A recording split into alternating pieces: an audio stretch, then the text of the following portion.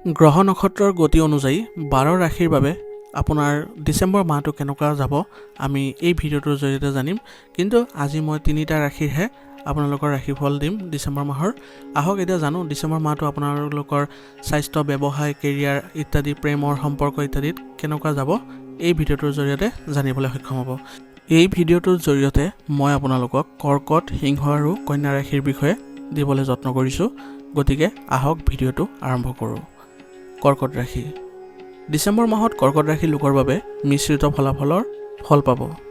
এই মাহটোৰ ভিতৰত আপুনি যিকোনো পদক্ষেপ ল'লে আগুৱাই যোৱাৰ আগতে ভালদৰে চিন্তা কৰিব লাগিব আৰু ভালদৰে আপোনালোকে বিবেচনাও কৰিব লাগিব। মাহৰ আৰম্ভণি আপোনাৰ বাবে উত্থান পতনেৰে ভৰি পৰিব। এই সময়ছোৱাত কেৰিয়াৰ আৰু ব্যৱসায়িক ক্ষেত্ৰত সংগ্ৰাম কৰিবলগীয়াও হ'ব পাৰে, গতিকে অধিক কঠোৰ পৰিশ্ৰম কৰিবলগীয়া হ'ব পাৰে। এই সময়ছোৱাত আপুনি যি আশা কৰে সেয়া সঠিক সময়ত আপোনাৰ বাবে উপযোগী নহ'ব, যাৰ বাবে আপোনাৰ মনটো দুখী হৈ থাকিব। গতিকে আপুনি সঠিক সময়ৰ বাবে অপেক্ষা কৰাৰ কাৰণে ধৈৰ্য ধৰিব লাগিব। এই সময়ছোৱাত আপোনাৰ ভিতৰত বহুতো খং থাকিব আৰু সেইবোৰ আপুনি নিয়ন্ত্ৰণ কৰি নচলিলে আপুনি বহুতো প্ৰতিকূল পৰিস্থিতিৰ সন্মুখীন হ'বলগীয়া হ'ব পাৰে। ব্যৱসায়িক দৃষ্টিকোণৰ পৰা ডিচেম্বৰৰ প্ৰথমাৰ্ধ আপোনাৰ বাবে অনুকূল হ'ব নোৱাৰে। সেইবাবে আপুনি এই সময়ছোৱাত ধৈৰ্য সহকাৰে আপুনি দিনখিনি পাৰ কৰিবলৈ যত্ন কৰিব আৰু এই সময়ছোৱাত আপোনাৰ বজাৰত বা আপোনাৰ ব্যৱসায়িক স্থানত মন্দাৱস্থাৰো সন্মুখীন হ'বলগীয়া হ'ব লাগিব। কামৰ লগতে আপোনাৰ ওপৰত আৰ্থিক হেঁচাও থাকিব আৰু এই মাহত আপুনি কিছুমান ডাঙৰ খৰচৰো সন্মুখীন হ'ব লাগিব, যিটো পূৰণ কৰিবলৈ আপুনি হয়তো ঋণ ল'বলগীয়া পৰিস্থিতিৰো আহিব পাৰে। আৰু এই ক্ষেত্ৰত আপুনি অলপ মন কৰিব যাতে আপুনি আপোনাৰ সামৰ্থ্যতকৈ অধিক ঋণ গ্ৰহণ নকৰে, অন্যথা আপুনি আৰ্থিকভাৱেও সমস্যাত জৰ্জৰিত হৈ পৰিব। মাহৰ দ্বিতীয় সপ্তাহত আপোনাৰ সৰু সৰু কামবোৰে বহুতো ভাল ফলাফল দিব আৰু ইয়াৰ ফলত আপোনাৰ যিবোৰ মাহৰ মাজভাগত যিবোৰ আপুনি পৰিকল্পনা কৰিব সেইবোৰ আপুনি নিষ্ঠাৰে আৰু আপুনি কঠোৰ পৰিশ্ৰমেৰে যদি কৰে তেনেহ'লে সফলতাৰ লগতে আপোনাৰ আৰ্থিক লাভো সম্ভাৱনা থাকিব। কিন্তু এই সময়ছোৱাত আপুনি আপোনাৰ ধনৰ লেনদেনত অতি সাৱধান হ'ব লাগিব আৰু লগতে মাহৰ শেষৰ অংশটো হয়তো আপোনাৰ বাবে সকাহেৰে ভৰি পৰিব বা আপুনি মানসিকভাৱে শান্তি লাভ কৰিবলৈ সক্ষম হ'ব। এই সময়ছোৱাত আপোনাৰ প্ৰেমৰ সম্পৰ্ক গভীৰ হৈ পৰিব আৰু আপুনি আপোনাৰ পৰিয়াল ব্যৱস্থাটো সুসংগঠিত কৰি ৰাখিবলৈ সক্ষম হ'ব। শহুৰেকৰ পৰাও বিশেষ কিছু সহায় লাভ কৰিব আৰু ইয়াৰ ফলত আপোনাৰ কিছু হ'লেও আপুনি সকাহ লাভ কৰিব। বিবাহিত জীৱন সুখী হৈ থাকিব আৰু ইয়াৰ ফলত আপোনালোকৰ জীৱনসংগীৰ সৈতেও আপোনাৰ সম্পৰ্ক মধুৰতাপূৰ্ণ হ'ব। গতিকে এই মাহৰ বাবে আপোনাৰ প্ৰতিকাৰ হ'ব শিৱলিংগক পূজা কৰি আপুনি শিৱ মহিমা শ্ৰুত পাঠ কৰিব আৰু কমেণ্টত ওং নমঃ শিৱায় বুলি লিখিবলৈ নাপাহৰিব। এতিয়া সিংহ ৰাশি। বছৰৰ শেষ মাহটো সিংহ ৰাশিৰ লোকসকলৰ বাবে মিশ্ৰিত ফল দিবলৈ গৈ আছে। প্ৰথমাৰ্ধতকৈ ডিচেম্বৰৰ শেষৰ অৰ্ধ আপোনাৰ বাবে অধিক শুভ হ'ব। মাহৰ আৰম্ভণিতে কামত বহু ধৰণৰ বাধাৰ সন্মুখীন হ'বলগীয়া হ'ব পাৰে। এনে পৰিস্থিতিত কোনো কামত অসাৱধান নহ'ব আৰু এই সময়ছোৱাত নিয়োজিত লোকৰ যিকোনো ভুল বা অসাৱধানতাই তেওঁলোকৰ মূল্যৱান কিছু হেৰুৱাব লগা হ'ব পাৰে। এই সময়ছোৱাত কৰ্মক্ষেত্ৰত উদ্ভৱ হোৱা প্ৰতিকূল পৰিস্থিতিৰ বাবে আপুনি নিজৰ কৰ্মসংস্থাপন সলনি কৰাৰ সিদ্ধান্তও ল'ব পাৰে। এই সময়ছোৱাত সিংহ ৰাশিৰ লোকে বহু দূৰৰ যাত্ৰাও কৰিব পৰা সম্ভাৱনা থাকিব, কিন্তু আপোনাৰ এই যাত্ৰা বিৰত থাকিব লাগিব, কাৰণ এই ভ্ৰমণ আপোনাৰ বাবে অনুকূল নহ'ব। যদি ভ্ৰমণ অতি গুৰুত্বপূৰ্ণ তেনেহ'লে আপুনি সাৱধানতাৰে যাবলৈ যত্ন কৰিব বা ভ্ৰমণ কৰিব আৰু আপোনাৰ স্বাস্থ্য আৰু সামগ্ৰীৰ প্ৰতিও যত্ন ল'ব ভ্ৰমণকালত। মাহৰ দ্বিতীয় সপ্তাহত অভাৱনীয়ভাৱে খৰচ বৃদ্ধি হ'ব পাৰে।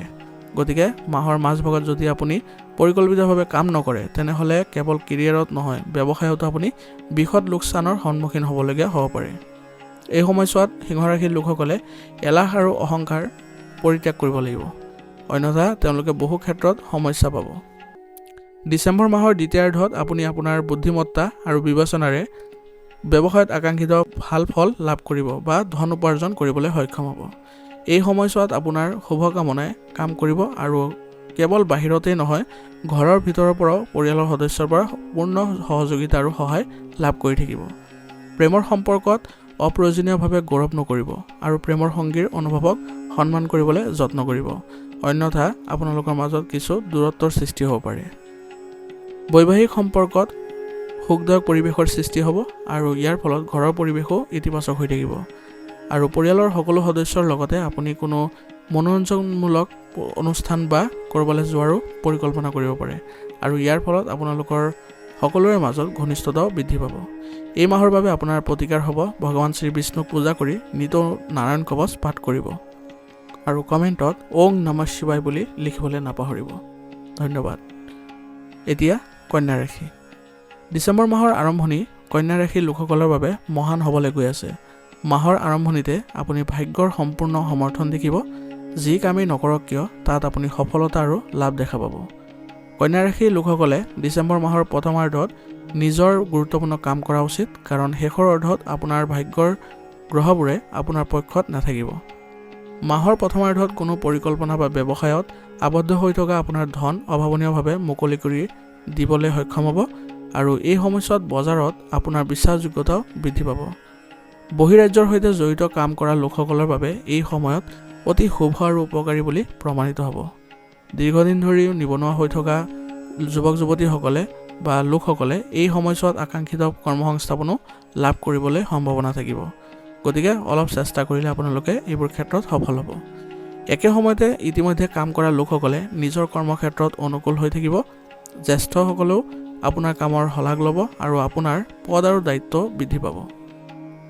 এই মাহত অবিবাহিত লোকৰ বাবে বিবাহ হোৱাৰ সম্ভাৱনা থাকিব।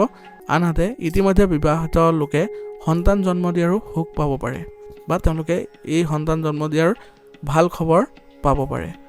মাহৰ শেষৰ ফালে কোনো বিষয়ক লৈ আপোনাৰ জীৱন বা প্ৰেমৰ সংগীৰ সৈতে বিবাদ হ'ব পাৰে। গতিকে প্ৰেমৰ সম্পৰ্কবোৰ আপোনালোকে ভাল কৰি ৰাখিবলৈ সুসংগঠিত হৈ থাকিব লাগিব আৰু ইজনে সিজনৰ মাজত আত্মবিশ্বাস বা বিশ্বাস গঢ়ি তুলিব লাগিব। ইয়াৰ ফলত আপোনালোকৰ সম্পৰ্কত পুনৰ মধুৰতাৰ সৃষ্টি হ'ব। বৈবাহিক জীৱনৰ সমস্যা আপোনাৰ বাবে চিন্তাৰ বিষয় হৈ পৰিব, যাৰ প্ৰভাৱ আপোনাৰ কামতো দেখা পাব। সেইবাবে এই প্ৰতিকূল সময়ত আপোনাৰ বিবাহিত জীৱনত আহি থকা যিবোৰ সমস্যা আছে সেইবোৰ কাৰোবাৰ মধ্যস্থতাত সমাধান কৰিবলৈ যত্ন কৰিব।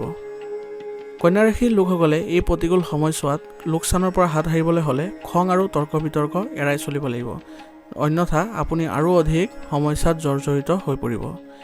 এই মাহৰ বাবে আপোনাৰ প্ৰতিকাৰ হ'ব প্ৰতিদিনে ভগৱান শ্ৰী গণেশক আপুনি মোদক অৰ্পণ কৰি গণপতি অৰ্থ বিশেষ পাঠ কৰিব আৰু কমেণ্টত ওং নমঃ শিৱায় বুলি লিখিবলৈ নাপাহৰিব।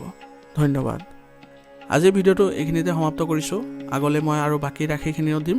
গতিকে আজিলৈ আপোনালোকৰ পৰা বিদায় মাগিছোঁ। যদি ভিডিঅ'টো ভাল লাগিছে ভিডিঅ'টো লাইক কৰিব আৰু চেনেলত যদি নতুন হৈ আহিছে তেনেহ'লে চেনেলত ছাবস্ক্ৰাইব কৰিবলৈ আপোনালোকৰ শুভ সময় আহি পৰিছে। ধন্যবাদ।